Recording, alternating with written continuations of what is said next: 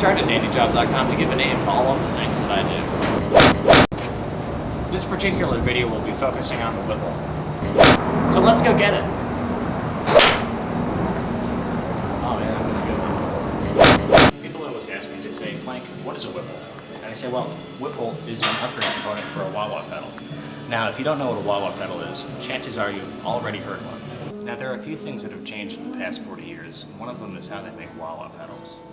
If you've heard some of the classic recordings of a wah-wah pedal, and you compare them to the newer versions, you'll notice that they're not the same.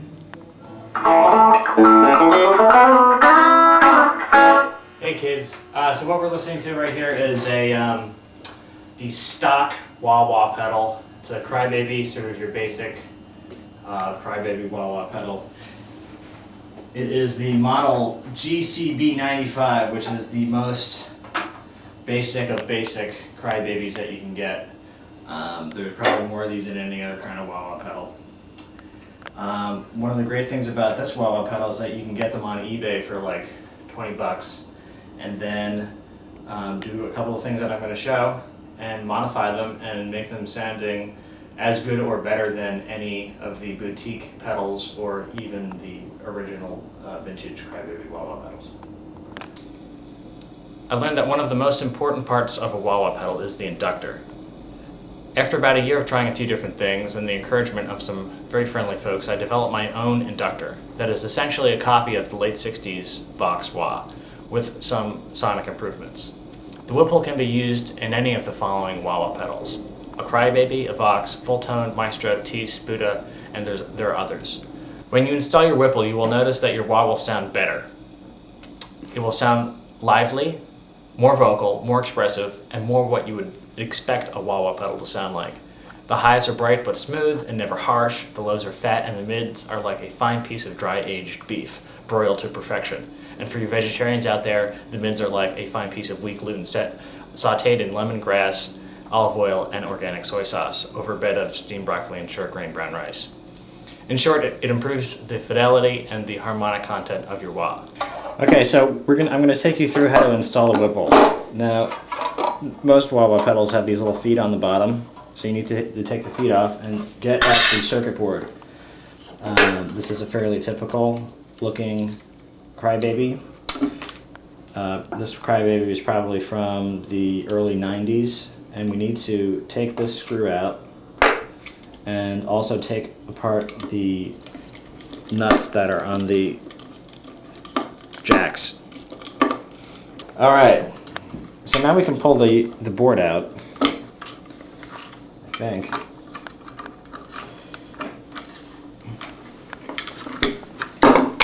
Alright, basically what we need to do is get out the underside of the board, because we need to unsolder the inductor. This is the inductor on a wah-wah on this version of a Crybaby. So now this is an older Crybaby, and let's take a look at what's inside of this one, just for comparison. So if we look inside this one, this is much older. This one is probably from the 70s. Now, if you notice, there's a couple differences. There's the TDK inductor. The jacks are not mounted onto the PC board. Has these big fat silver capacitors and carbon composition resistors, but we can actually install a Whipple in this and it'll help the sound a whole lot. Now you're going to need a soldering iron, and you're going to need something that takes the solder out when you heat it up. This is a little vacuum pump solder tool, desoldering tool. So what I'm doing is I'm heating up the solder, and then I'm going to take a couple shots here.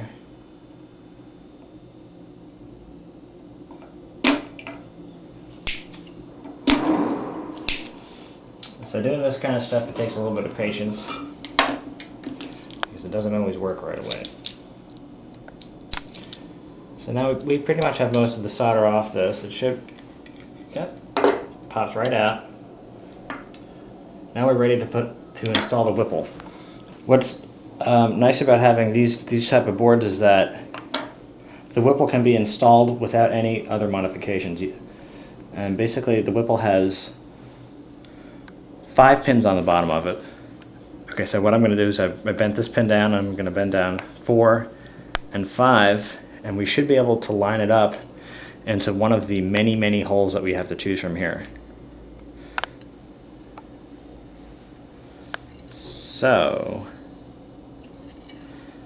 now what I'm doing is I'm looking at the board here and I'm figuring out which holes I need to put the inductor in to properly, I think if we can, yeah, there we go. Let me try this too.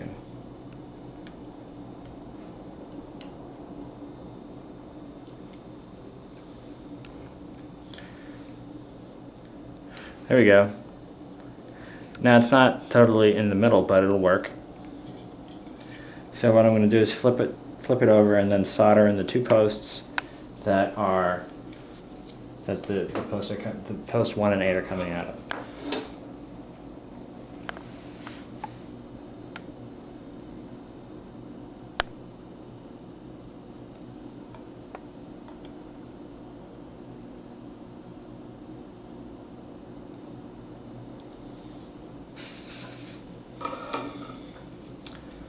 Alright, that was pretty easy.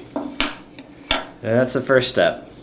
If that's the only thing that you're doing, then you can stop. On this particular wah-wah pedal, we're going to do a couple other things to make it cooler and better. Okay, now a couple of things that you can also do to your wah-wah pedal to make it sound better are you can change out the switch to a 100K iCar taper potentiometer like this one, and that'll help give you a better sweep, and with these potentiometers you'll also be getting a very long-lasting, rugged potentiometer. And these also come with these great little dust caps, so a lot of times one of the biggest problems with the older versions of the potentiometers were that dust got in them and they got scratchy, and then you had to get a new one. Okay, so what we're going to do is we're going to take out the old potentiometer. Look at this funky little weird piece of junk. And we're also going to take out the switch. Now I'm going to put in the new potentiometer and I'm going to put in the new switch. One of my favorite mods is to do what is called a change this resistor. This is called the vocal mod, and gives the wah-wah pedal more of a vocal quality. How about that? So what we're going to do is we're going to take this resistor out and we're going to put, that's a 33K resistor, and we're going to put in a 100K resistor there.